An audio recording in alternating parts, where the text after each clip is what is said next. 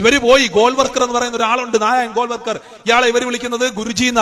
ഇയാൾ പോയിട്ട് എന്താ ചെയ്തെന്നറിയാവോ? ഇയാൾ ജർമ്മനിയിൽ പോയി 4 വർഷം താമസിച്ചു, ജർമ്മനിയിലെ തത്വശാസ്ത്രങ്ങൾ പഠിച്ചു. എന്നിട്ട് അദ്ദേഹം ഇവിടേക്ക് വന്നിട്ട് how I define the nation, ഞാൻ എങ്ങനെയാണ് ഈ രാജ്യത്തെ നിർണ്ണയിക്കുന്നതെന്ന് അദ്ദേഹം പുസ്തകം എഴുതി. ആ പുസ്തകത്തിൽ അദ്ദേഹം എഴുതി വെച്ചിരിക്കുന്നത് എന്താണെന്നറിയാവോ? അതിൽ ഗോൾവർക്കർ എഴുതിയിരിക്കുന്നത്, നിങ്ങൾ ഇത് കേട്ടാൽ നിങ്ങൾക്ക് ഇത് മനസ്സിലാകും. ഗോൾവർക്കർ ഇത്രേ പറഞ്ഞുള്ളൂ, നിങ്ങൾ ഹിറ്റ്ലറിനെ കണ്ടു പഠിക്കണം. ഹിറ്റ്ലർ നടത്തുന്നത് പോലെ ആര്യവൽക്കരണം ഇവിടെ നമ്മൾ നടത്തണം. ആര്യന്മാരല്ലാത്ത ആരെയും വിവാഹം കഴിക്കാൻ പാടില്ല. നമ്മുടെ സമുദായത്തിലുള്ള കുറെ പിള്ളേര് എന്ത് ചെയ്യുന്നുണ്ട്? പോയിട്ട് ജൂതന്മാരെ കല്യാണം കഴിക്കുന്നു. Not the point. അന്നത്തെ കാലത്തെ നിങ്ങൾ ഈ കാലമായിട്ടൊന്ന് കണക്ട് ചെയ്ത് ചിന്തിച്ചാൽ മതി. പറഞ്ഞെന്താ? നമ്മുടെ കുട്ടികൾ വേറെ സമുദായത്തിൽ നിന്ന് കല്യാണം കഴിക്കുന്നത്, ഇത് നമ്മൾ അനുവദിക്കാൻ പാടില്ല. ഇവന്മാരെ പട്ടാളത്തിന്റെ ഉയർന്ന സ്ഥാനങ്ങളിൽ കൊണ്ടുവരാൻ പാടില്ല.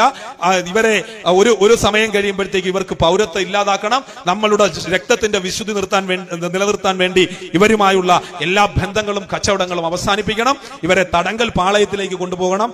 അവസാനം ഇവരെ തലച്ഛേദം ചെയ്ത് ശിരച്ഛേദം ചെയ്ത് ഇല്ലാതാക്കണം എന്ന് പറഞ്ഞു. എന്താണ് അദ്ദേഹം അവിടെ എഴുതി വെച്ചത്? അത് തന്നെയാണ് ഇവിടെ വിചാരധാരയിൽ കൂടിയും how I define the national കൂടിയും അദ്ദേഹം ഗോൾവർക്കർ ഇവിടെ നടപ്പിലാക്കാൻ ശ്രമിച്ചത്. ഞാൻ അതാണ് പറഞ്ഞത്, ഗോൾവർക്കറിന്റെയും സവർക്കറിന്റെയും ഒക്കെ അജണ്ട ഈ രാജ്യത്ത് ഇവർ നടപ്പിലാക്കാൻ ശ്രമിച്ചുകൊണ്ടിരിക്കുക.